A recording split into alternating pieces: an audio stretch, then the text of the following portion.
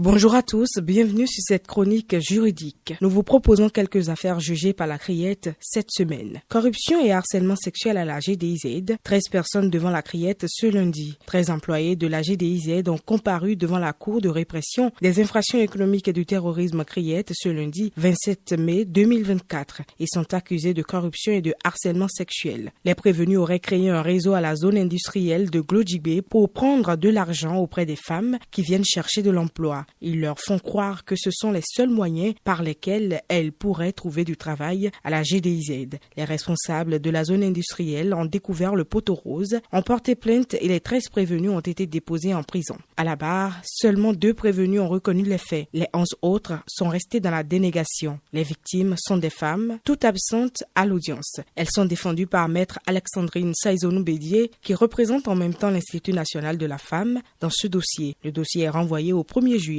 2024. Faux médicaments, un policier devant la Criette pour abus de fonction. Un policier a comparu devant la Cour de répression des infractions économiques et du terrorisme Criette pour abus de fonction. Il est accusé d'avoir transporté de faux médicaments avec son véhicule de fonction. Selon les déclarations du procureur, le prévenu avait l'habitude d'aider son ami à transporter des médicaments avec l'un des véhicules de la police républicaine. Le prévenu a déclaré qu'un ami l'avait appelé un jour à Porto-Novo pour l'aider à se rendre à Cotonou alors qu'il revenait d'une mission de Porto-Novo. L'ami lui aurait dit qu'il y avait des vêtements dans le colis. Arrivé au poste de péage, les douaniers ont procédé à son arrestation. Le véhicule a été reconduit au bureau de la douane à Porto-Novo et le prévenu a pris un taxi pour aller à la douane. Quelques jours après, son directeur lui demande de se rendre à la brigade économique et financière BEF pour s'expliquer sur les faits. C'est ainsi qu'il a été déposé après son audition. Le dossier a été renvoyé au 8 juillet 2024. Audience foraine à Parakou, la Criette examine 9 dossiers de harcèlement. 9 affaires étaient au menu des audiences foraines de la Cour de répression des infractions économiques et du terrorisme Criette à Parakou. Ce sont des dossiers de harcèlement sexuel et d'atteinte sexuelle. Un enseignant d'espagnol a été jugé pour avoir tenté d'avoir des relations sexuelles avec son apprenante de 17 ans et en classe de première. Le juge l'a condamné à 4 ans de prison ferme et 500 000 francs d'amende. Le prévenu est aussi interdit d'exercer le métier d'enseignant pendant 2 ans. Ce même lundi 27 mai 2024, 8 autres personnes ont été jugées dans des affaires d'atteinte sexuelle sur mineurs de moins de 13 ans. Ce sont des apprentis et des cultivateurs. Ils ont été condamnés à des peines allant de 7 à 10 ans de prison ferme. Le dernier dossier a été renvoyé au 24 juin 2024. Audience foraine à Abomey, la Criette examine 10 dossiers d'atteinte sexuelle et de mariage forcé. 10 dossiers au menu des audiences foraines de la Cour de répression des infractions économiques et du terrorisme Criette à Abomey. Il s'agit de 7 dossiers d'atteinte sexuelle sur mineurs de 13 ans et 3 dossiers de mariage forcé. Sur les 7 dossiers d'atteinte sexuelle, un homme a été condamné à 10 ans de prison ferme et 1 million de francs CFA d'amende. 2 personnes ont été relaxées au bénéfice du doute. La Cour s'est déclarée incompétente pour 2 dossiers. Elle a ensuite renvoyé 2 dossiers. Pour les 3 dossiers de mariage forcé, un homme a été condamné à 3 ans de prison ferme. Un autre